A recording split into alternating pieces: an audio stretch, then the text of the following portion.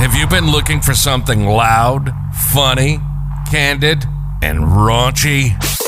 Well, you're in luck, baby. This is Drag from the Left. Drag from the Left. A weekly digital series where we discuss RuPaul's Drag Race and socio-political issues from a radical leftist perspective. Black queer feminism. Yeah, we talk about it, but we have fun. One of the most unique podcasts on the internet. This is Drag FTL. And here are your hosts, a drag queen and educator, Juanita Bindem, and a historian and writer with their Masters in American Studies, Avery Ware. Thank you for that marvelous introduction. You know, shout out to our sponsors at Fiverr. You still running with this? Okay. I'm gonna run full speed. I'm Shakari running full sprint. Shakari. I want to say Shakari too. When I see her name, I always want to say Shakari, and I gotta like mentally correct myself. It's Shakari. It's Shakari. Yeah. Okay. Well, I'm running that fast. Okay.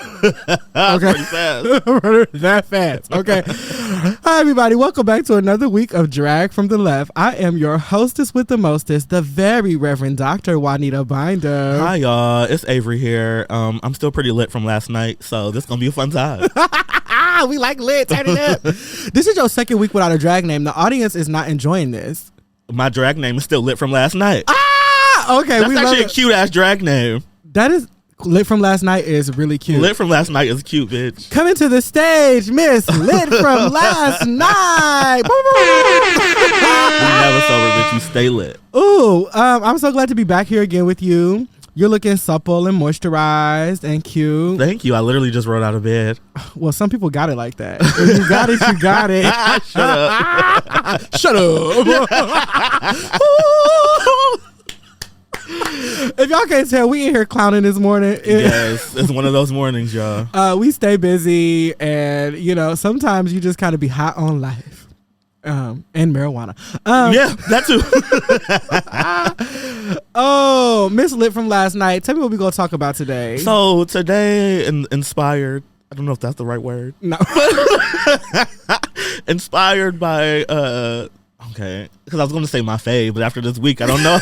I don't know if I want to call her my fave. Inspired by Trinity Bonet, who was slaying this competition, by the way, and Eureka O'Hara, and kind of Kylie Sonique Love. We're going to talk about interracial dating within queer communities, right? Particularly black partners and white partners, right? Because interracial dating could be, there are multiple races, but usually when people talk about it, they're talking about a black person with a white partner. Interracial, intercultural, so many inters. Yeah, right, because two black people can date and it still be intercultural, right? You have a person from a rural black area, someone from the hood, but y'all from two different. Varying social economic levels, religious and spiritual practices, which is something else we're going to talk about on this week's episode. Absolutely. So let's dig into it. If y'all remember from season 1, if you listened to season 1, we mentioned it briefly when we was on one of our mini tangents about interracial dating and kind of the complexities of dating interracially, particularly us being black queer people of a particular like size and build, in politics, in dating white people, and kind of how that shows up in the politics around it and living in the Midwest and all those things. So we want to dig a little bit deeper into that today, make it more of a concentrated conversation. We've been getting personal on the episodes this week. I'm going to try not to, because this week, like, I'm kind of going through a thing when it pertains to dating. He is black though, so just so you know, so that's different. But that plays into like the complexities of, because a lot of, so let's just dig into it. Some of the justification that black people that primarily date white people, one of their justifications is it's so hard to date, within the black communities and the black queer communities, right? And there is like we have a lot to contend with. Like, it's not all roses and shea butter over here. Like, we have a lot to deal with. We have a lot to unpack, and that's not always like self-imposed. A lot of that is externally influenced, right? Just from living in a white supremacist society and the dually marginalizing identities, or sometimes triple, quadruple, whatever intersections you stand at, it's a lot to deal with. We have to unpack like our own shit and try to deal with that and live comfortably and freely and healthily.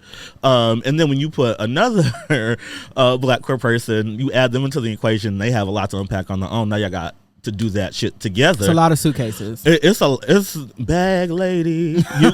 Yeah, our backs hurt. There's a lot, especially when you do that intentionally. Like I'm a Black queer person, and I date Black queer, particularly men, but some other orientations when it comes to gender. But I date Black queer people pretty intentionally. One, because that's my gig. That's who I find attractive primarily, whatever. But like I do it because I want to love on other Black people, like, and I do that, platonically and, all that shit. But like, if I'm going to lay down with a nigga, if I'm going to try to build something with someone when it comes to romantic relationships, I would love to do that with someone Black. Right. But that's not always how life is set up. And we're not, and again, we're not actually talking about that. We're actually talking about Black people who primarily and exclusively seek out white partners. Yeah. Right. Which just seemed like what the preference practice. And I don't know Trinity's tea. I do not. But from what I got on the episode, from what I can ascertain from this past episode, it seems that's her gig. She has a certain type of taste that she has a taste for. Yeah. And it's bland and unseasoned. And we can suss that out pretty quickly, particularly when the white people you go after are very overtly anti-Black, like Eureka. Right. So it wouldn't matter if it eliminates the necessity for me to have to dig and dive and do too much research, because off rip, the overt attraction that you have no shame, no qualms about showing on international television towards a person who is so known to have a history of racism and anti-Blackness. It shows me where your desires lie. I am in an interracial relationship. Right. My partner Benji is Caucasian. It ain't no secret. Freckled, they Jewish, they got red hair, and their family is mighty white. Okay, and in that relationship we have, going into it now. Not that I guess we on the podcast, so everything needs to be prefaced, and all of that. But I am not. I do not exclusively seek out white partners. I do have white sexual partners. That is something that happened like later in my sexual adulthood. The majority of my intimate sexual and definitely relationships experiences have been with other Black people, and I almost said people of color. I'm like, that's not correct because they've all been Black. Right. And no need to use POC when I mean Black. Right. I've had 3 people in my life who I consider to be partners, 2 which are Black, and then now Benji. And I've dated 1 white person before them, which was in close proximity and overlapping.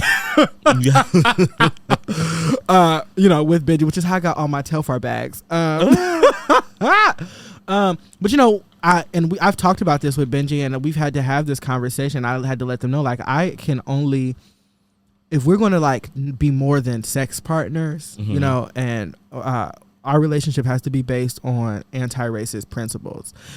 It's the only way that it'll work for me. And we try very hard to succeed at that. And sometimes we fail. Human. But most of the time, we get it right. I have a partner who has put themselves in between me and racist harm on several occasions with people who are close, intimate friends and family of them. And those were the moments where I was looking for them to show up, because if they did, I'm always ready to pack my Telfar. Like, girl. And be ready to, take the jump. And, and then because we are in an open relationship, we have to navigate that with others too, because people seek us. We had to have a conversation too about how, like, people's attraction to me or Benji are motivated very differently because we exist in the world very differently. Right. And we both experience a lot of discrimination in the dating world for different, for different reasons and similar, because like neither one of us are thin or quote unquote fit, right? But Benji's much larger than I am, so the desirability politics in terms of body looks a lot different there. But they're also white and I'm black, and they're also HIV negative and I'm HIV positive, so like it looks a lot different. Then we have people who seek us out for like the interracial couple fetish, of which we try to like. There's only so many questions you can ask people. You know what I'm saying? Yeah. But there's people that we have to turn down, block, because we're not interested. Yeah. In none of that. And, we have, since being in a relationship together, they've been able to identify people that they didn't realize where, like, attraction is political. You know what I'm saying? Absolutely. That you notice that you start to see patterns where you didn't see before, of like, to me, any black person who is always in relationship, all they friends, all they sex partners, and in the queer community, it's not uncommon for us to know who we fucking. You know what I'm saying? Like people talk about it, we share, we see. Particularly men, they love to put it on display, want everybody to know, and they love to let you know real quick that they used to date so and so too. I hate that. Can we just pause for a second? Can we just pull over for a quick minute? I hate that. I had an ex, my only real ex, and we broke up and then reconnect. We did the thing where we're not together but we're still together, and that went on for entirely too long. But when we reconnected and like we would go out to the bar and like whatever, and I would just be like, oh, so and so is cute, oh he's cute, oh I like his fit or whatever, and they'd be like, oh I talked to him, I dated him. Bitch, I don't care. Like, why are you bringing that up? Like, I didn't ask you. And all I said was he's cute. But yeah, but to your point, like, niggas will make it a point. Not only niggas, but people, men, particularly, or AMAB people, they will make it a point to broadcast who they have had sex with. So we know. Yeah, it's not uncommon. So we know. And, it's tons of black dudes that, either you tap on the app or you see out in public and you trying to figure out, like, I wonder why this person, sometimes you wonder, like, I wonder why this person didn't, like, like, chat with me. It just seemed like, they profile the way that, that they exist, and maybe we could even, like, hit it off or something like that. Right. But then you come to see that you just maybe about 20 shades too dark. And that has been my experience my entire fucking all the life, time. bitch. All the time. I've had people overtly, just overtly say, which I'm cool with that, because then I know. Yeah, you took yourself out. You took trash took yourself out. But Cleveland and Cleveland's queer community is full of white people who only want to fuck black people, and it's full of black people who only desire white people. Only desire, like they won't even look. They won't even look in your direction. They won't even look. They won't even be nice to you. They won't be kind. They won't say excuse me. Exactly. They won't even be your friend. They won't even be your friend. No. And that is kind of what the side that we're more so talking about today. Yeah. So I think it's really interesting. First off, this little attraction has been like brewing for a couple episodes now. Yeah, and it was pretty under the radar. Yeah, it was just cute. Yeah, now it's overt. Like, we're a thing. Well, they keep being in. They make sure they in the same groups. So, they've been in the same groups, and Miss Eureka want to make sure that everybody know that she is a sex demon. Look that demon. Look that demon. Look oral sex demon. And that everybody want that. Now she's a demon out here. Well, one, Eureka is famous.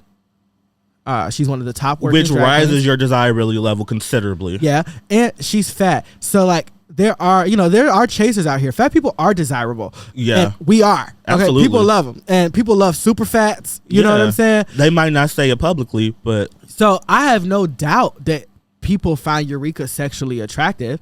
Yeah, there's people that are not Eureka that look like Eureka, I find to be very attractive. You know what I'm saying? People who are not Eureka that look like Eureka. Like if we talk about the body politics, you know what I'm saying? That was just the way you said it was funny. When we talk about the body politics of it all, that's not something that I find, and even if I did find it undesirable, that doesn't make it undesirable. You know what I'm saying? So, but she want us to know, and she happy about it, which is why she wanted to label Miss Trinity as trade earlier in the season. Girl, which to me is this is race porn. Oh, thank you. Let's pause again. Let's pause. Let me backpedal a little bit, because there's also a particular kind of like attraction to racist white people, like people who are like overtly anti-black. Like, dicks just get hard. black and white like together. Like people just, it's like, oh, you say that out loud. You say the things that I'm thinking. So now I'm drawn to you even more, right? Which I think is a part of Eureka's, why people are so attracted to her, right? Compounded on all the other things you just mentioned, right? But also, there's this other thing about racist white people like Eureka who particularly go after the trade. Again, Trinity is not trade. Or but they will try to dress you as trade. They will see you through in a way that the rest of the world, people that are in community with you, do not see you. Akira is somebody who I would identify as in community with Trinity, right? Yeah. They're both black, queer drag queens that perform a very hyper feminine drag aesthetic. They're not very quote unquote masculine presenting men, right? You know, and I don't even think I'm not 100% sure if Aquaria identifies as a man. A man, yeah. I think she's non-binary. But you know, they also, you know, in the southern drag scene, etc. ... Right. So Akira, I see you, and Akira made it very clear. If I don't see it, I just don't see it. You not the trade, and Akira is right. Trinity is not trade, but like you said, they will dress you up. Well, they need to get off on it. Oh, absolutely. That's what does it for them. It's the fantasy.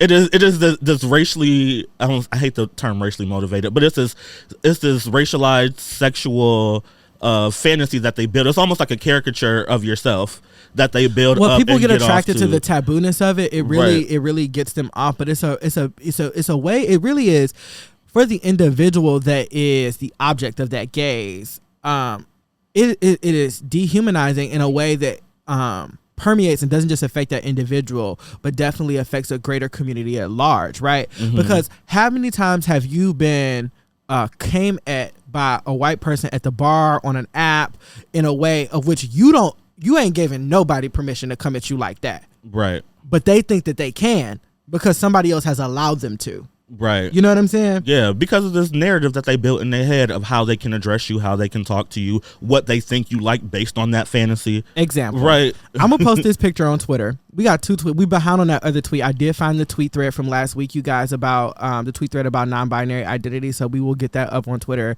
Okay. And then I'm going to post this picture of me. But I had this picture on Growler. Growler is a dating app. I don't know how popular it is around the rest of because we have listeners all over right now. But in Ohio, it's very popular because the app was developed by somebody that lives in Columbus. So I had this picture of me on Growler. It's the one when I'm in like the yellow hat, the oversized yellow jacket with all the chains and my dangly earring, right? Skin just glistening. And this guy messages me and was like, hi, I see you in the music. I'm in the music, blah, blah, blah. How you doing? I'm like, oh, I'm fine, blah, blah, blah. I'm just visiting, whatever. I'm like, you trying to suck some dick or no, you know, whatever. So then they go, you look so tough. And instantly just like my penis just shriveled up and went inside my body. Yeah. Because tough where? So I ask questions. Yeah. So what do you mean by tough? You know what I'm saying? And they don't ever have an answer. You know what I'm saying? We need to start asking white people when they say peculiar things. Ask them what they mean. Yeah. Ask them to elaborate, to expound. Okay. Put a mirror up to them and let them show their. They don't be having an answer. They don't really be having an answer because it don't make sense. I'm like, if you all know me, in no way.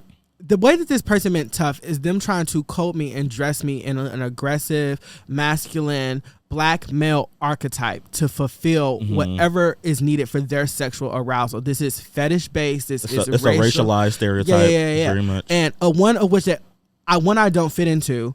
Two, I don't necessarily get off on performing. In fact, it makes me feel disgusting. Particularly as I explore my gender identity, which is another thing too, because I'm like very like non-binary on all the dating apps, right? Because like this is how I feel. I'm in a loving relationship of a person who affirms my body and my existence and my gender.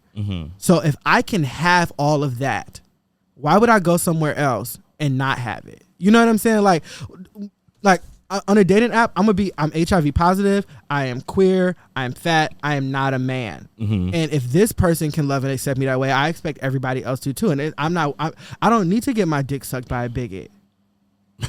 You know what I'm saying? Like it's not that scarce. What you said was so simple.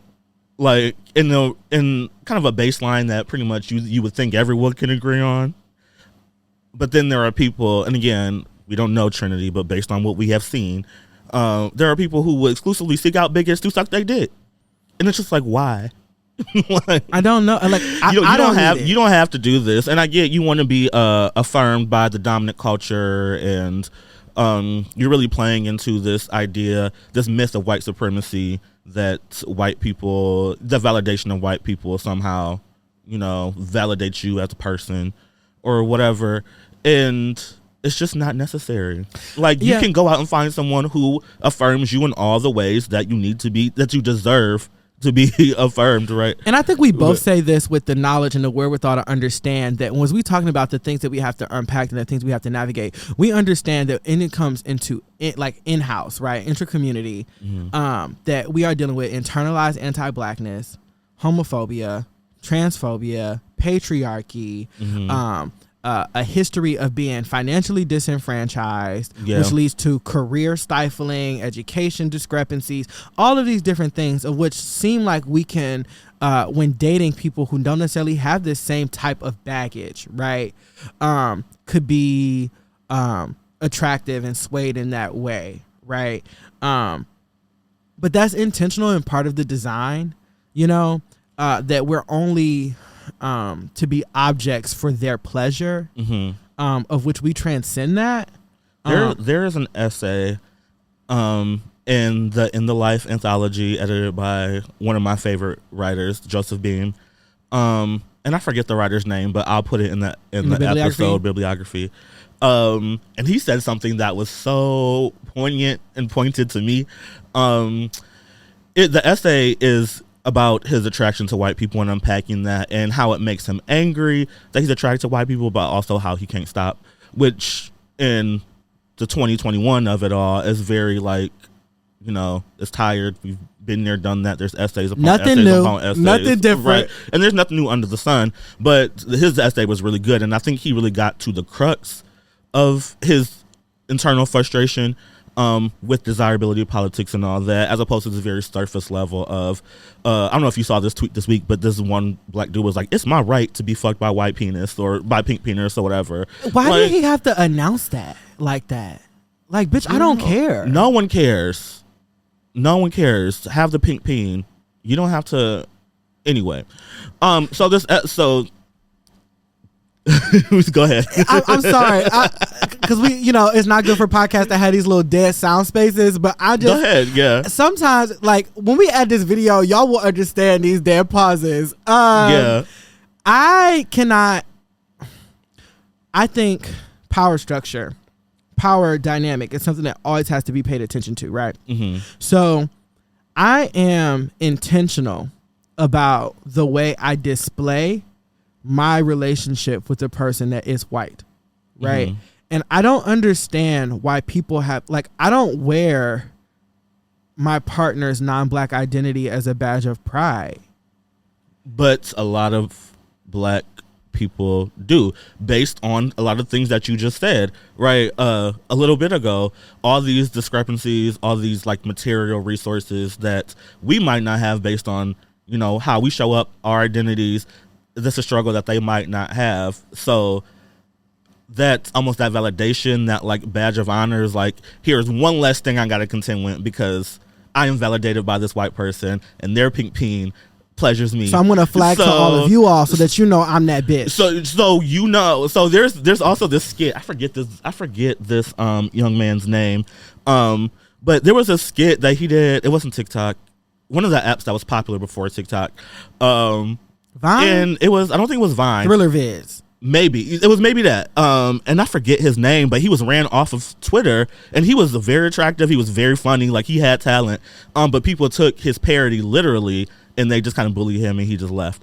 But it was really funny because he was like, I am dating a white man. You bitches could never. And he was just like going off and just like gloating about it. And it was very clearly, satire, but some people took it literally and ran him off. But that is like, people not smart, right? And that joke, that ideology, that like nothing didn't come out of nowhere. That's a lot how that's a that's how black people feel a lot of the time, is that this pink peen validates me, so I'm going to let y'all all know that I'm not girl and I pulled a white man. Girl, and I'm you about to bitches let could them never. have it. Yes, and you just look foolish. None of the true beauties were at the ball tonight. And you just look foolish to girls who know better like us. But anyway, in this essay, he talks about, so there's this line, there's 2 paragraphs, and it's a very short essay.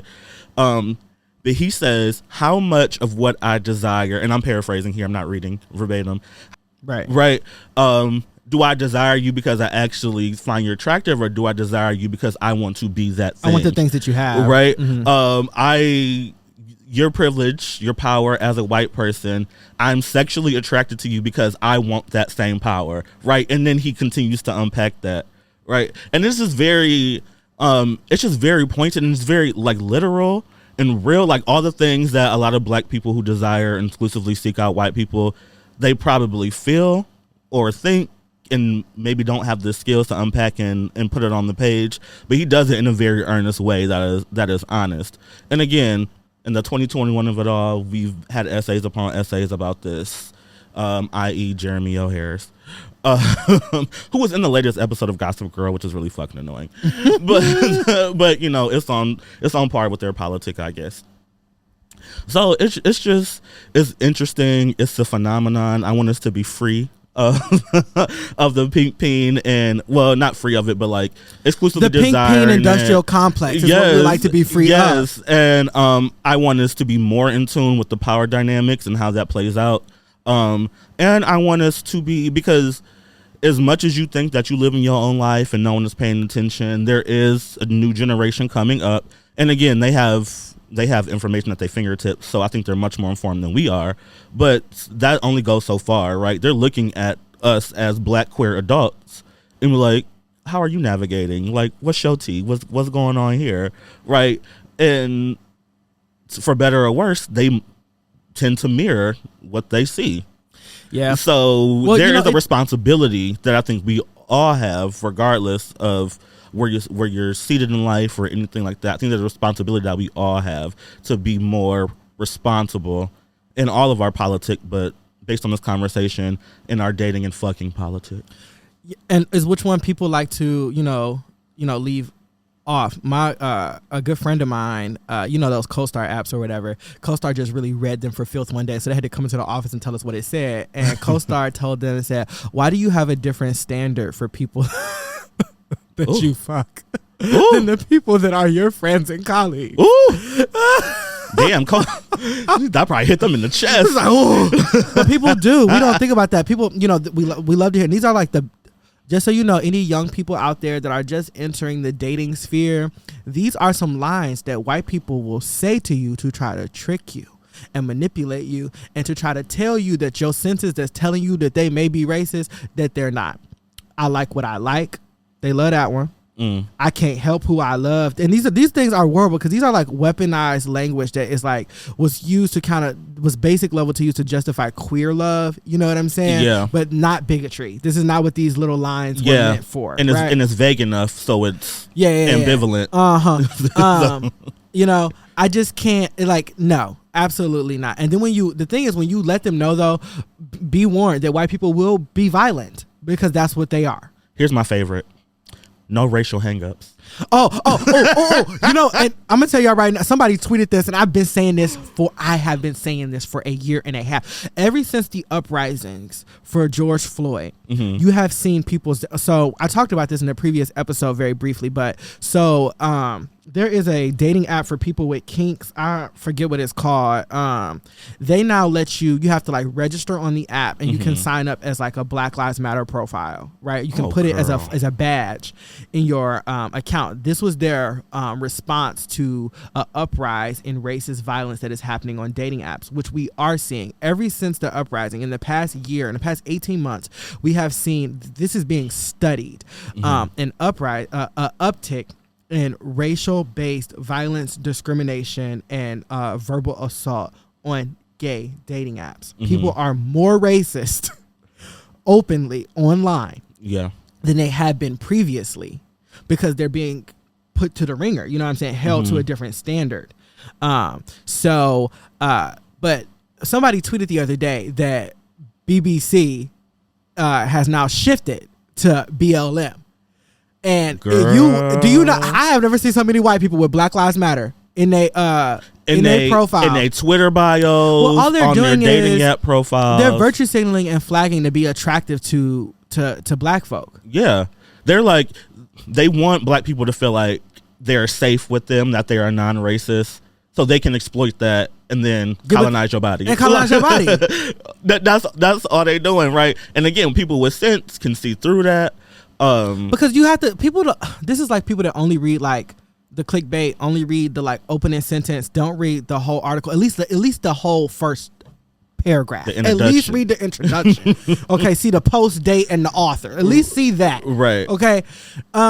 Because if you explore a little further, if you click, if you scroll, if you maybe just Google or go to a different page, you know what I'm saying? Which I advise people to do. Don't just be meeting up with these people online. Google their name, just click their little Twitter thing that's in their thing. Do your research. Do a little research. Send on your phone. address to a friend. Yeah, like just or ask another friend. Ask a friend. It's different when you ask for information rather than just giving it. Because I don't want you just need to tell me who you sleeping with. But ask a friend, like, do you know this dude? Have you hooked up with him? Girl, is he cool people? Me like, and my friends. I meet a new nigga and I'm like, y'all know this person? Group chat immediately. Who was he? Okay, who is this? Because they talking like they know me, right? And people love to do that in this city. I don't know how it is everywhere else, but Cleveland, I'm telling you, Cleveland. I'm gonna tell you what Cleveland is for twinks with no self-esteem who like to act like they do and to take up a lot of space. Mm-hmm. Gentrifiers. It's a bunch of gay gentrifiers. Ooh, and they coming in by the dozens, by the loads. I love the work that they're doing on the west side. It's so nice. Ohio City and Tremont. How about how they're like literally the first Cleveland projects, Lakewood projects is the first public housing facility ever in Northeast Ohio.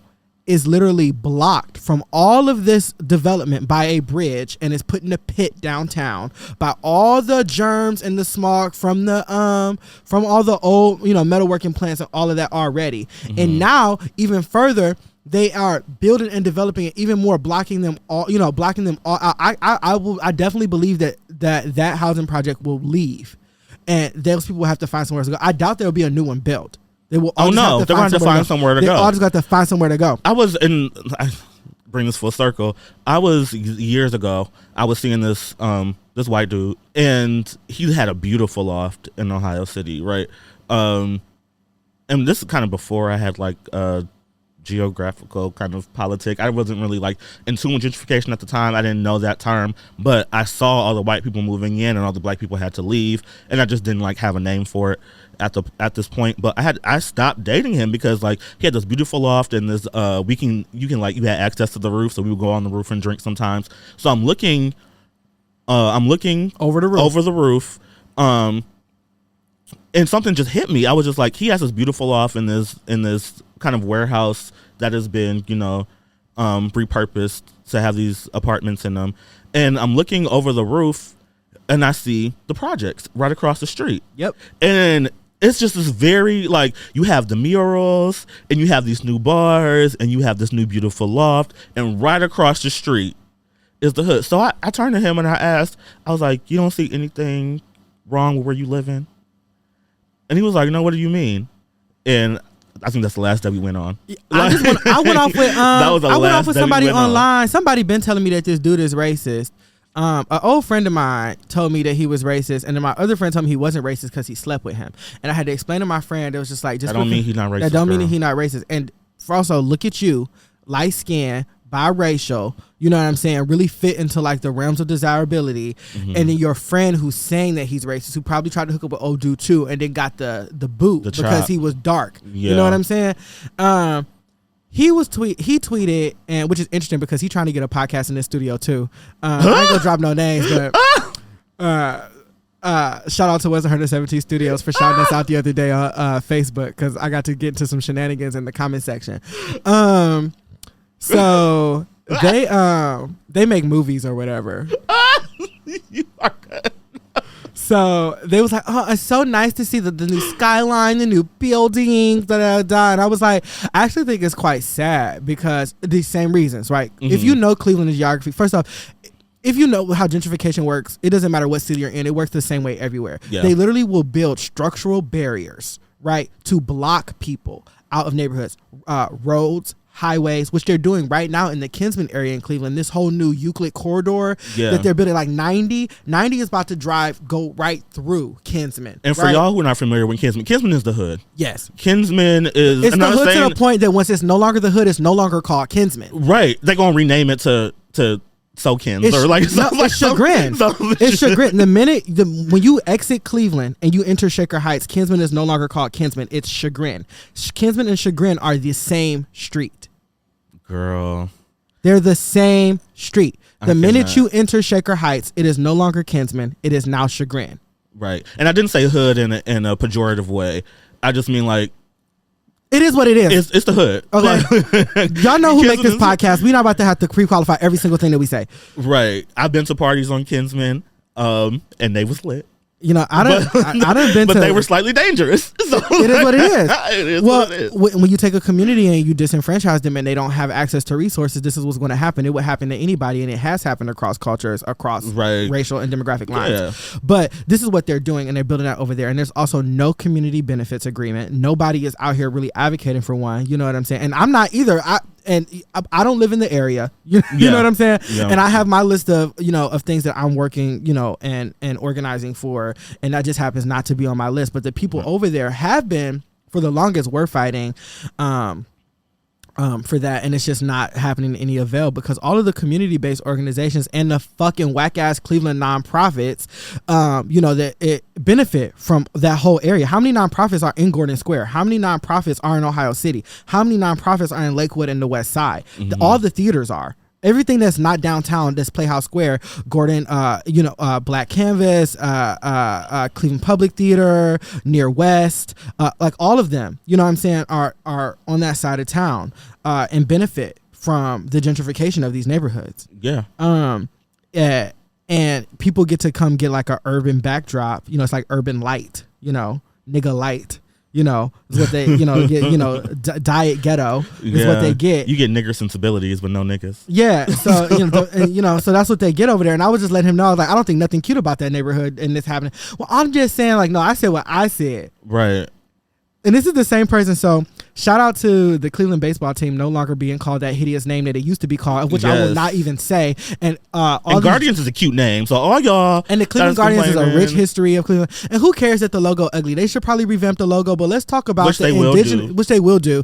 But let's talk about the indigenous people who have been fighting for literally 60 plus years. Decades for this name change. So this name change and have finally gotten it. Let's celebrate that. This same person literally made a Facebook status that said, name change aside. And what does the rest say?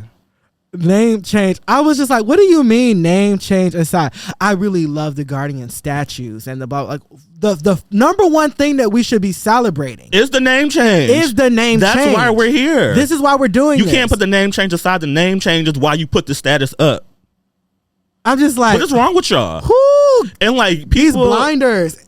And it's the same thing that happens in the interracial. This is the same thing that happens in the interracial dating and the black and white desirability. We're talking about the conversation. This is the same thing. They put up these blinders, and there is, when you do this, there is something that you have to give up. When you when you do this.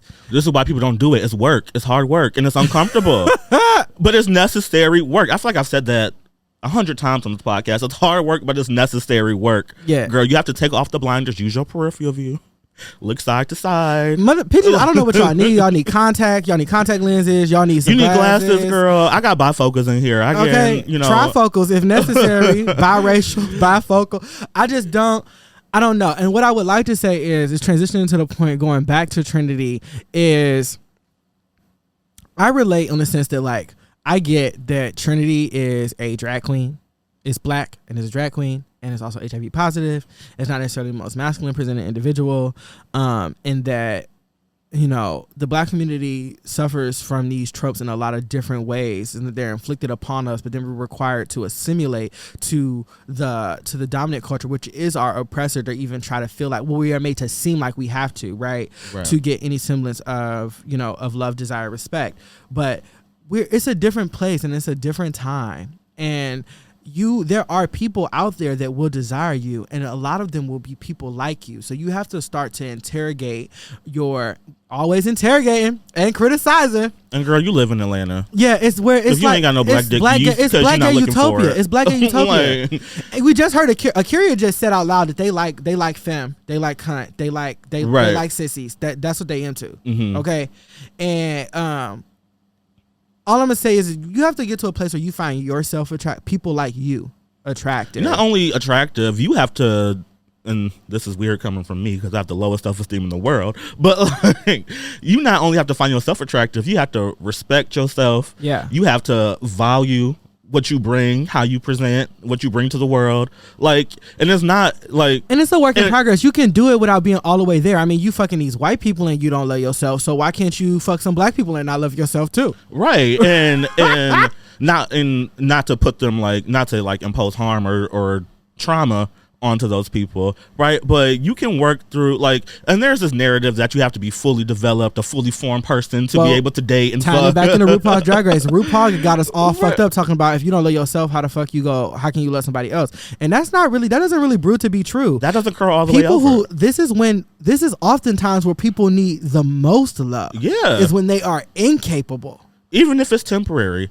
Even if it's transient, even if it's like, you don't have even to if it's a one-off, this fully fleshed out, it's this exceptional thing to be worthy and worthy of love and desire and companionship and friendship. Like that's not how that works out at all. Because if that was the case, no one would be loved on. Period. No one would be married. No one would be in a relationship because we are all a work in progress, right? I grew up in the church, and church folks would be, and church folks stay married because divorced and with all that bullshit. But like, but they would tell you, it was like, we've been married 50 years and I'm still working on shit. I'm still learning about my partner. Like, and that's like, people are complex, layered. You're never going to know all of somebody, right? People have been married 50, 60 years. My grandparents been married over 30 years. Still learning each other, still finding out shit, still working out shit, right? So if the case was, if you don't love yourself, how you gonna love somebody else? None of us would be loved on. Yeah. and this comes like, what if is the chicken or the egg, right? If I am not loved on, then how can I? And again, you can find that within yourself, but a lot of us glean some of that from external influences, right? So if I'm not loved on by you and other people in my community, when I am loved on by y'all, I'll say it this way. When I am loved on by y'all, it makes it easier to love myself, right? It makes it easier to find the value in me when my friends are like, bitch, you are so smart. Like, that talk you just gave, I learned so much, and you did that. Right. Like, and you look great. It's easier for me to and again, this speaks to, like, my low self-esteem. But, like, it's easier for me to see the value in myself when other people see it in me, too. Absolutely. Right? And I think that's just human. Yeah. And see, that's also a part of the black experience, though, is I see you, girl. You know we hype each other up, and we almost have to because the world doesn't. Exactly. So like that's very much a community practice in a lot of black communities. Okay, legs. Okay, nails. All right. Okay, hair. I see you. I love those tweets when black women are always talking about how they compliment little black girls' hair. Because the world doesn't. Like, there's actually like real legislation that discriminates against, and we can look at the Olympics that is happening right now that shouldn't be happening, where the black girls with natural hair can't even find a wave cap. Swim cap. They can't even wear the swim cap. Wave cap. Swim cap. Okay, I was thinking of swimming in waves. You come in waves. But yeah, can't even find the swim caps. Talking about goes against regulations and bullshit. I'm sorry, I did not know that a piece of plastic on your head made you so much more aerodynamic. But at the same time, we don't say nothing, but Michael Phelps is allowed to have longer arms than everybody and flexible short arms and stuff, but I can't wear a wave cap. I don't be want to hear it. Right. We could do a whole episode on discrimination in athletics. We're going to leave that alone. A whole episode. And no, the Olympics shouldn't be happening because, like, how you going to have a Paralympic? Do you hear what's been happening at the Paralympic sidebar? No. Is that the athletes are not allowed to bring the same amount of aids that they used to be able to bring. So how are you going to have an Olympics for people with disabilities and they not be able to bring the support that they need to be safe and taken care of while they're there? Instead of just canceling it. Because, they're limiting the amount of people because of COVID in the space and just don't have it. I love beach volleyball. That's one of the things that I tune into. They just canceled a match yesterday because of COVID. I'm like, why is this happening? People in Tokyo have been organizing and pleading with y'all to say, don't come here. It is very bad, right? You got people from all over the world going to this very concentrated area where COVID is rampant, potentially contract the virus, and then go back to their home countries. This is the thing we've been trying to stop from the beginning, right? And now we're in a worse place than we were last year. And then, they were talking about the Delta variant. Now you're talking about the Omega variant. We got Lambda. We got the whole Greek alphabet now. The whole Greek. I'm just like, you know what? Take me out. Girl, if this is the end, let me know. Okay. What did Mariah Paris Balenciaga say in her rap last season? It was like, slay me, fillet me. Yes. I know that's right. I love me some Mariah Paris Just lay Balenciaga. me all the way out. So tying it, back in, and I just want to go back to the evidence. So Trinity, Eureka, gross. Yeah. But then she talks about her other partner, that her previous partner, her white witch. My other boyfriend was a white witch, and da da da. That's an oxymoron. Well, white people can't be witches. Stop it. They be practicing their Wicca. They love witches in an entirely different way. They love don't be doing that. They love their Wicca. But again, and then we also know there's a history, like when you look at black and other people of color that have been contestants on Drag Race, their partners are often white. There are very few. Yeah, I was going to tie that in. Partners. Yeah, very few. Like when we talked about this before. Like when we finally saw Jada's partner, everybody was like, "Oh my god!" Well, all the blacks, we were like, "Oh my god!" My phone blew up. Like me and all my black friends that watch Drag Race. We all text each other, be like, because when Jada was talking about her boyfriend, I think all of us collectively were just like, oh, here go another black queen talking about their white partner, and then the picture showing he was black, and everybody was like, oh my god, and it was like celebratory, but it was really disheartening to for us to celebrate that one black contestant has a black partner, because in the history of the show, a lot of the black queens who choose to talk about their partners or bring them on the show are white. Bob Drag Queen got 2 partners, and they both white twinks. But you live like New York City. Well, I think they live in LA now. Yeah, they live in LA. They and like the example that Trinity and Eureka is like, it's not only gonna be Vanjie and Brooklyn that fall in love on the show or something like that. And Vanjie's another one. First off, this is another interracial relationship. Mm-hmm. 2, and then this one, it's not Brooklyn that has the history of anti-blackness. It's Vanjie, who is Afro-Latina, but she don't claim, but won't claim it. She won't claim to be black, but she love to say nigga. When she brought her mom, well, I don't think she brought her mom on the show, but she was in Vegas. When they did the Vegas docuseries, her mom was on the show, and I was like, these are black folk, very clearly. But like, it's the same thing. Like my ex was Dominican. His family was the complexion of my mama and her sisters, and my mom was I hate the term brown skin, but they had the same complexion.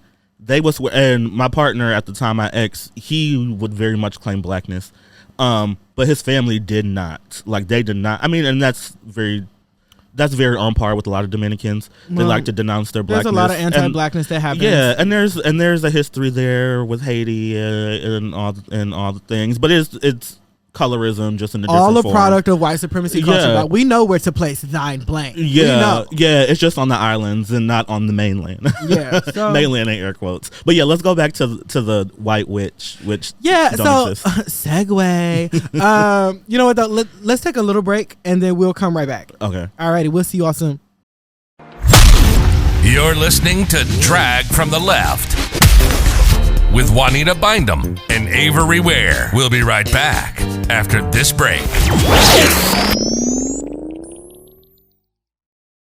And we're back. If you're just tuning in, you are listening to Drag from the Left. I am your hostess with the mostest, the very Reverend Dr. Juanita Bindum. And it's Avery. My drag name this week is Lit from last night. Yes. Take a brief moment to open your phone and go to Instagram, Twitter, YouTube, or Facebook and follow us online at Drag from the Left. That's DRAGFTL. Thank you. So we were talking about Trinity and her white witch girlfriend, and I do just think that's a good moment to talk about this week's episode in a very brief way. And this week's episode was a parody on American Horror Story, and the Coven season, the Coven season particularly. which the best one. It is the best one, but I wanted to talk briefly about like the demonization of African spirituality and different African spiritual practices, rather that be voodoo or Ifa or Yoruba or all the different ways in which it shows up. So, which is funny because, you know, Trinity was talking about her last boyfriend was a white witch, but the people who really get a bad rap for, mystical practices are black folk.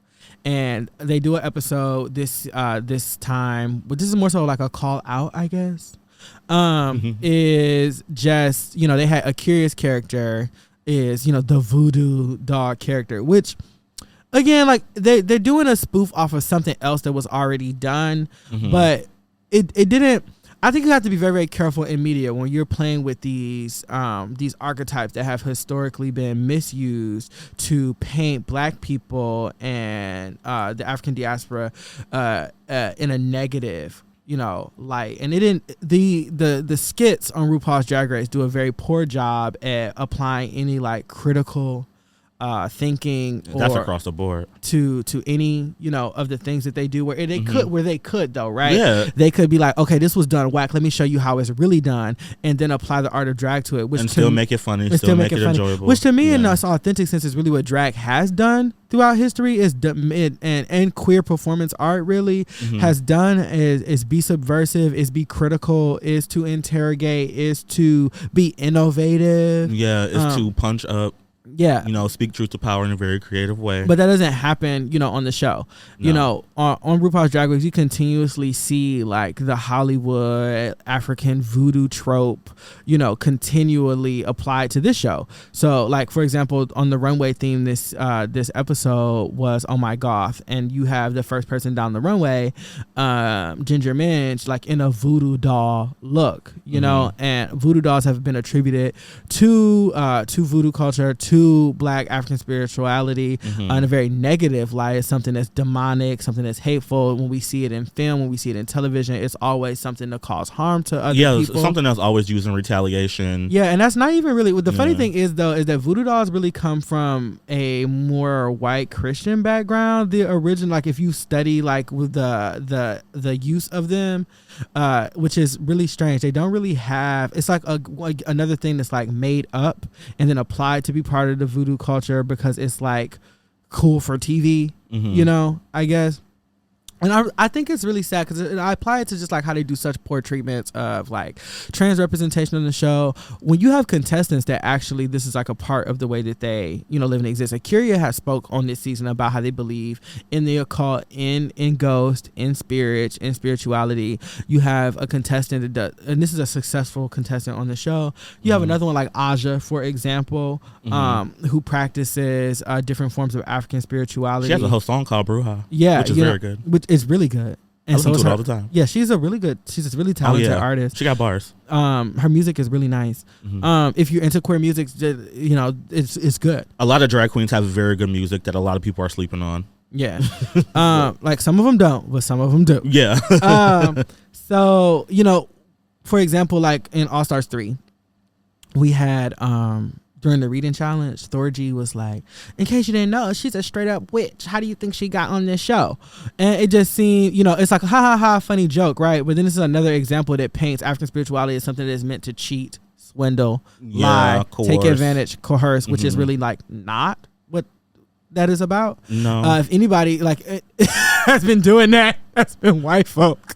Turn a mirror on yourself. Let's speak truth. Like, and I'm not familiar with a lot of African spirituality, but I am familiar with black Christianity. And it's ironic, but very much a tool of white supremacy that has worked very well, which is to convince black people that African spirituality is witchcraft and demonic and something that you should not even pay attention to, because if you even look in that direction, you are doomed to hell. Yeah. Right. And not just always, even as a child, I was just like, that don't seem right. I was like, why can't there be multiple ways to like whatever? And have you seen that documentary High on the Hog?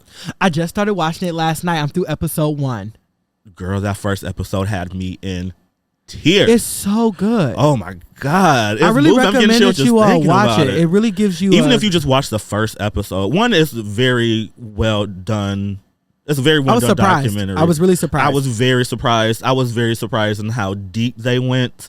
I was surprised at how like real and vulnerable it was. Like the fact that the multiple languages that were being spoken to in the episode, they wasn't just all in English. Yes, they gave us all. And then I don't want to give it away, y'all, because it is so powerful and deep. But you know what I'm talking about when he went to this very specific place and he had to take off his shoes. And again, for someone who has been in the Black church for so long, the parallels are very prominent. When who was it at the burning bush? When God said, "Take off your shoes. This is holy ground." Yep. And she said, "Take off your shoes. You need to experience this with your bare feet." Right. And the thing that really stuck out to me was when they told the story of this population that escaped colonization and it led them to the water.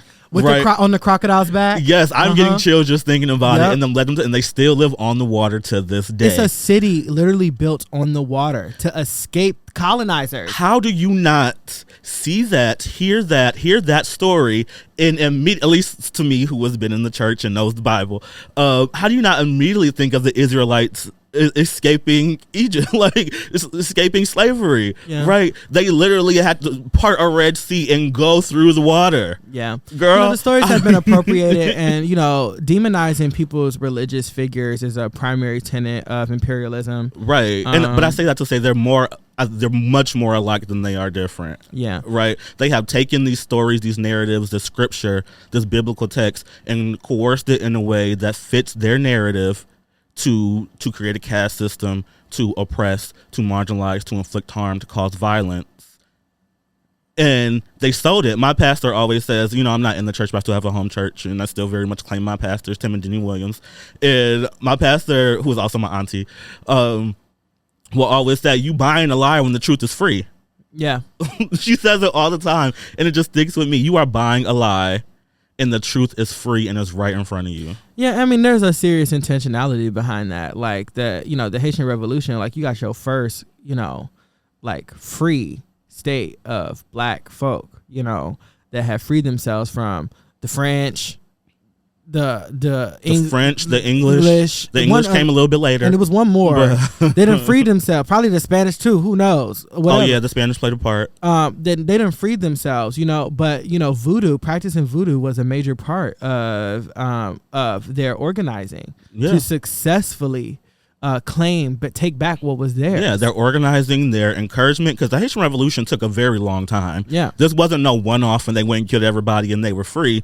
This was years in the making, and it took a lot of strategy. It took a lot of backpedaling to go forward. Yeah. Right, it took a lot of negotiation. It wasn't all violence. There was a lot of that I didn't learn that I didn't know that went into it. They were forced to pay reparations to France. Oh, absolutely. I didn't even know that. France still owes them money. Britain still owes them money.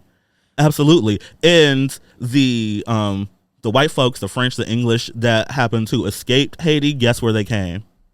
Here to America, and they made it wasn't America at the time, but they came to the colonies, made their own plantations, and then the chattel slavery got worse because they saw what could happen when they really organized. They saw what could happen when they call on their original religious powers, their religious spiritual practices. Yeah, they intentionally demonized it because it has truth and it has power in it. Now you can't read. Now you can't congregate. Now you can't go to church. Like these things didn't come out of nowhere. Right, and this is why they did, they allowed them to have religious ceremonies in Haiti because they thought it was all buffoonery and didn't realize that they was the ones about to get their shit whacked. They didn't realize, but then so that's just something to watch out for. And I say this because I like to live in a world, right? I like to live in a world that is a lot different than this. I like to live in a world where, of course, gender is optional. I like to live in a world where all Black people are free. But part of that is also to live in a world that is free for people to be able to exist in their spiritual and cultural practices, and that starts off. I like to see that normalized in television and media. You know what I'm saying? Where it's not like, ooh, the demon thing, or just like homegirls talk about she about to go to church. She could be talking about how she got to, get something for her altar, or we're reading cards or we're doing different forms of divination, and that's not seen as like taboo or weird. And the only way we do that is by, again, criticizing and interrogating what is happening in the mainstream and the status quo to hopefully shift that narrative. And to all y'all listening, y'all have heard, the conversation that we're having. And if we haven't changed hearts and minds, we at least got people thinking.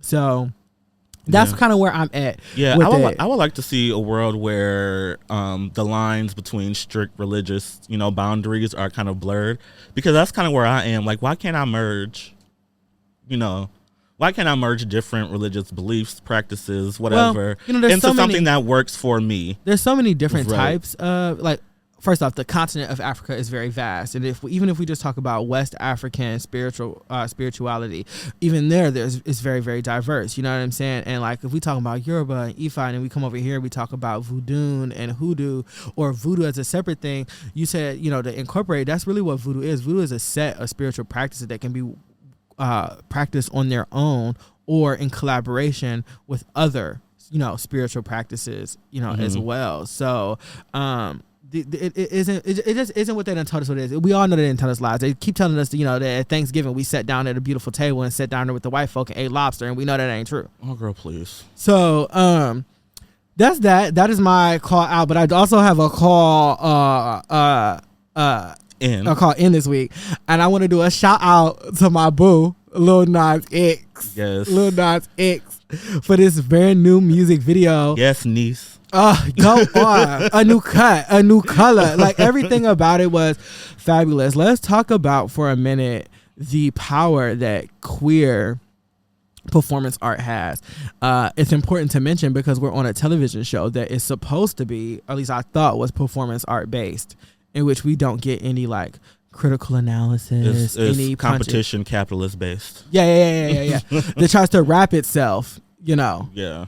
Because you are a wolf in sheep's clothing. I'm sorry, I can't. Oh, that's what Tiffany and Homegirl and Goldie. Not Goldie. What's her name? Beyonce. You look like Luther Vandross. Beyonce, you know who you fucking look like? I'm sorry. Reality TV gold. So I think it's important to mention because we see Lil Nas X have all of the talk about the faggots will be dressed in drag at the ball tonight. Shout out to my friend Cara Lee, performance artist and poet. Check out her TED Talk on YouTube. That poem is amazing. She actually used to do this a really dope poem with Kara and Akeem together on YouTube that will just like fuck him. Okay, moving forward, you got all of these homos naked, niggas naked, twerking in a jail shower. Girl, the soap has forget the soap. The soap has disintegrated. You ain't gotta drop it. I drop it for you. Okay, baby. Assume the position. I just like first off, to have. You've done a lot of research. I have. On this. I have. A lot of your graduate research dealt with the expression of queer male culture, particularly those that happen like in war and prison. And it was something that was emotional and moving to see this performance happen in a place that has been where queer people experience so much hatred and violence, and it's like the butt of the joke, the dropping of the soap. I was going to say it's very stereotypical. Now we have a queer black artist that has reclaimed this and turned it on its head, giving it camp, giving it comedy, and even if it was unintentional, has given us a bit of political commentary. Yeah, I don't think anything Lil Nas X does is unintentional, because he reclaims prison industrial complex and abolition. He continuously takes narratives, reclaims them, turns them on their heads, and says, "Here you go." With the video Montero, you keep telling black gay boys that they go to hell, so I went, and I reclaimed my narrative, and I killed the devil, and I put the crown on my head, and yes, it is a crown. Period. And my little black queer abolitionist heart just opened wide up to see this young black man in this very particular way just be very like openly, unapologetically in your face. I am going to take everything that y'all have said about us and use it for power. Like, I'm going to use it for my power. And not only that, I am going to show y'all the racist white people who secretly, and there's this very good book called Pink Think, which kind of talk, and it has this, theoretical errors, but it talks about how, white people hate us so much because they actually love us and want to be us and admire everything we do. So when that white guard was looking at the Monterio video. Licking his lips, so I'm going to put that on display because I know that's how y'all really feel. I am going to beat his ass and free all these niggas who probably shouldn't be in here anyway. This is the thing. Montero could have just left. Lil Nas could have just bounced, and that could have been the video. People would have thought it was just as lit. Right. Nah, baby. He came back to free his people. Oh, no. Yeah. Okay. Oh, no. We are, again, we about I'll go back to see the boxers with the sagging pants and the imagery, the symbolism was just out of this world. Yes, it was literally everything. I'm so glad we have Lil Nas X. I'm particularly glad for the younger black people who they need this. It's something that we didn't have, so I'm so glad. I need this. I'm still young enough. I need this. Okay. Oh, yeah, we all need it. But could you imagine if we saw this when we were 13, 14, 15? Right, and that's what I'm getting at. They're going to be less alone. They're going to be less, unless last week we talked about loneliness. They're going to feel less isolated because they have this black queer pop star that is speaking truth to their narratives, right? So beautiful. It's so many moments they want to make me cry this week. People just really been trying to just milk the tears out of me. Okay, and I'm not having it. Yeah, I'm not having it. But they're happy tears, they're celebratory tears. Shout out to you, Lil Nas X. If you listen to this podcast, which I'm certain you do, because everybody listens to Jack from the Left. You know what I'm saying? Please retweet us. Retweet it, promote it, girl. We'll make sure we tag you in the bibliography. Yeah. But shout out to you on that amazing music video. Somebody tweeted, I'm trying to remember. I think his name is Daryl. On Twitter, I will remember his at. Scroll to the top. There's so much stuff on here. Yeah, go ahead. Look it up. Their at is Freedom Now, spelled with a PH. Let me see. Daryl the Griot. A person I follow on Twitter, we actually interact a bit on there, and they tweeted too a lot about what we were talking about in the symbolism of the video, but they also mentioned that how it can hold multitudes and the sadness of how the freedom of the queerness can only be performed in the confinements of the jail shower. And that is the truth for a lot of people. You've talked about this in your research, how we saw the in war, and the men are confined in these camps together, and people began to explore or really let out something that probably was already there that they didn't, because they were in this insulated space. Yeah. And there's nothing pretty about war. War's prison too, except you have to kill people.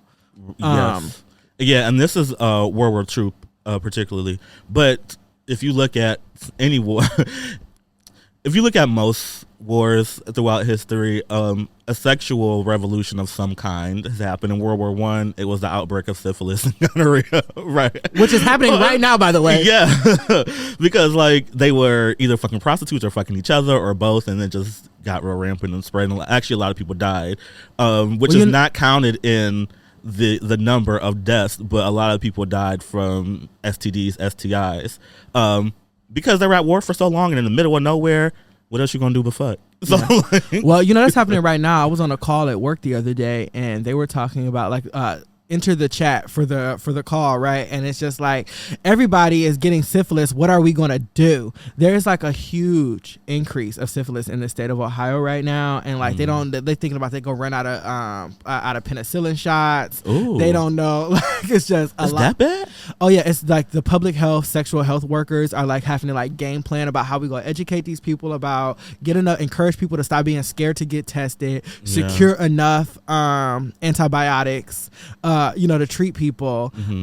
So it's just it's the same things going on. People are stressed out. People are just getting out again. It's like the conditions of the world. People are seeking this type of comfort with one another and this release that sex provides you. But because we live in America where sex is demonized, taboo, especially outside of marriage, colonial, and used for the sole purpose of reproduction. Yeah, so people don't have a really good, comprehensive sexual health knowledge. Yeah. And so, things like this happen. And syphilis can cause some long-lasting health effects if not found and treated appropriately. Yeah, absolutely. You can die from syphilis, or you can become sterile, lead to other health issues, particularly for people that have vaginas, can cause infertility pretty quickly. And STDs in general, I don't know if a lot of people know that, but STDs can cause scarring and make it difficult for you to conceive later. They affect people with uteruses and vaginas a lot different than they do with people with penises. So like, you got to get out here, you got to get tested, you got to get treated,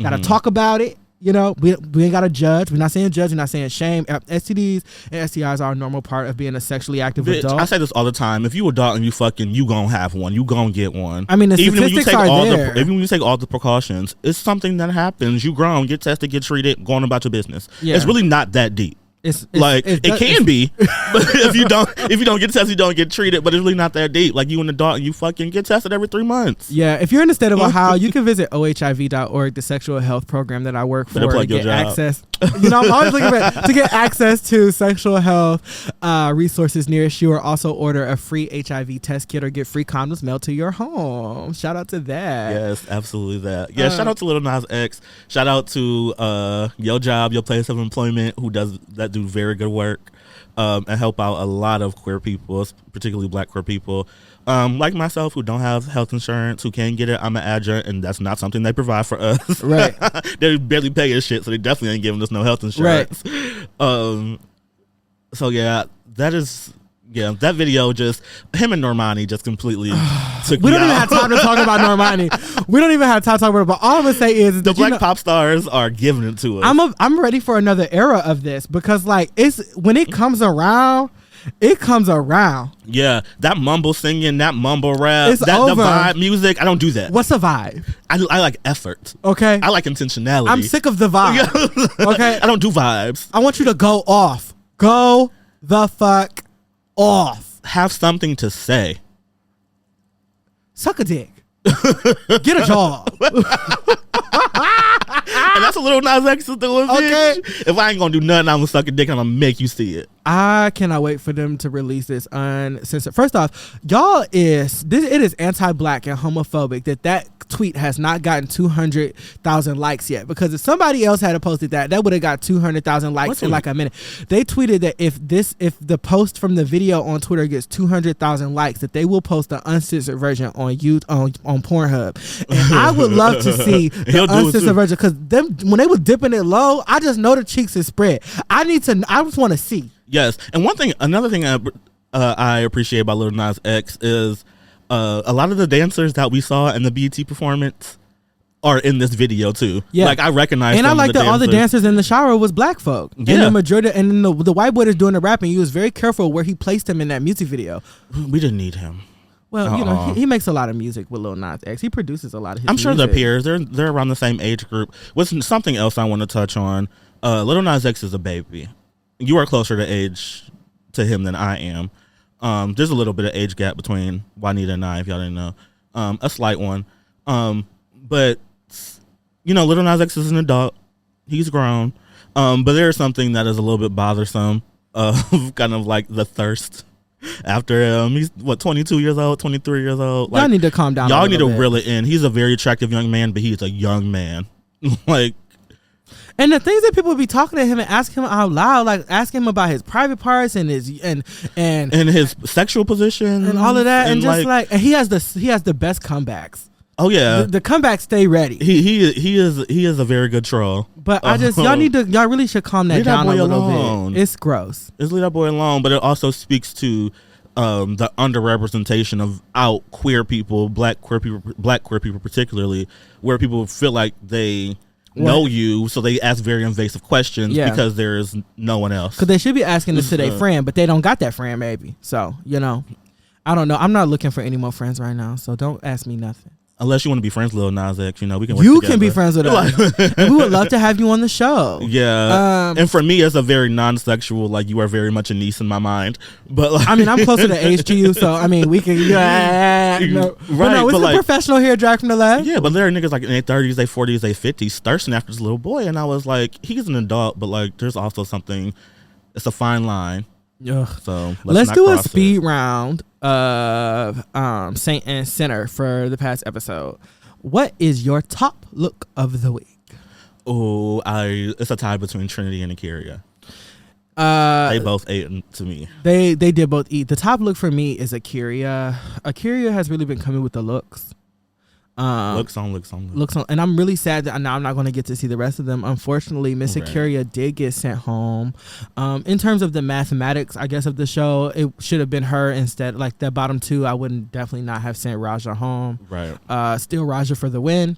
I really wish that Eureka had a better showing on All Stars. A lot of it I contribute once again to them stifling themselves to try to make themselves appealing to a mainstream white audience and to try to negate experiencing a lot of anti-black bashing that they have on the show. So they weren't able to really just let go and be themselves, and that is what happens in this world, unfortunately.